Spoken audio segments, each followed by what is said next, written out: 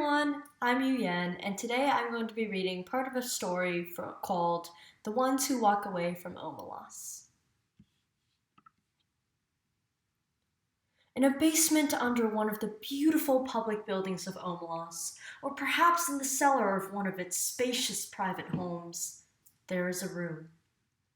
It has one locked door and no window, and a little light seeps in dustily between cracks in the boards. In the room, a child is sitting. It could be a boy or a girl. It looks about 6, but is actually 10. It is feeble-minded. Perhaps it was born defective, or perhaps it has become imbecile through fear, malnutrition, and neglect. It picks his nose and occasionally fumbles vaguely with its toes as it sits hunched in the corner farthest away from the bucket. It is afraid. It finds them horrible. It shuts its eyes, but it knows they're still standing there, and the door is locked, and nobody will come. Sometimes the door rattles terribly and opens, and a person, or several people, are there. One of them may come in and kick the child to make it stand up. The others never come close, but peer in at it with frightened, disgusted eyes. The food bowl and the water jug are hastily filled. The door is locked. The eyes disappear. The people at the door never say anything, but the child, who has not always lived in the room and can remember sunlight and its mother's voice, sometimes speaks. "I will be good," it says. "Please let me out. I will be good."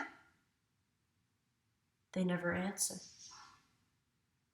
The child used to scream for help at night and cry a good deal, but now it only makes a kind of whining, "Ah, ah," and it speaks less and less often. It is so thin, there are no calves to its legs. Its belly protrudes. It lives on a half bowl of cornmeal and grease a day. It is naked. They all know it is there. All the people of Omelas. Some of them have come to see it. Others are content merely to know it is there. They all know that it has to be there. They all understand that their happiness depends wholly on this child's abominable misery. This is usually explained to children when they are between 8 and 12, whenever they seem capable of understanding, and most of those who come to see the child are young people. Though often enough an adult comes back to see the child. But no matter how well the matter has been explained to them, these young spectators are always shocked and sickened at the sight. They would like to do something for the child, but there is nothing they can do.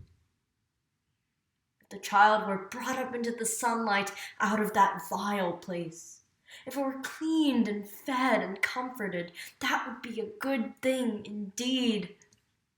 But if it were done, in that day and hour, all the prosperity and beauty and delight of Omelas would wither and be destroyed. Those are the terms. To exchange all the goodness and grace of every life in Omelas for that single small improvement. To throw away the happiness of thousands for the chance of happiness of one. That would be to get guilt within the walls indeed. The terms are strict and absolute. There may not even be a kind word spoken to the child. Often the young people go home in tears or in a tearless rage when they have seen this child and faced this terrible paradox. They may brood over it for weeks or years. But as time goes on, begin to realize that even if the child could be released, it would not get much good of its freedom. A little vague pleasure of warmth and food, no real doubt, but little more.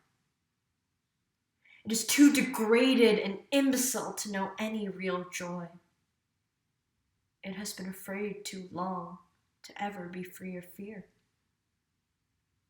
Their tears at the bitter injustice dry when they begin to perceive the terrible justice of reality and to accept it.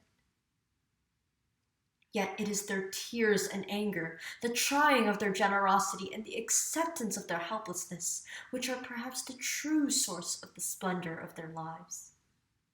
Theirs is no vapid, irresponsible happiness. They know that they, like the child, are not free. Thank you.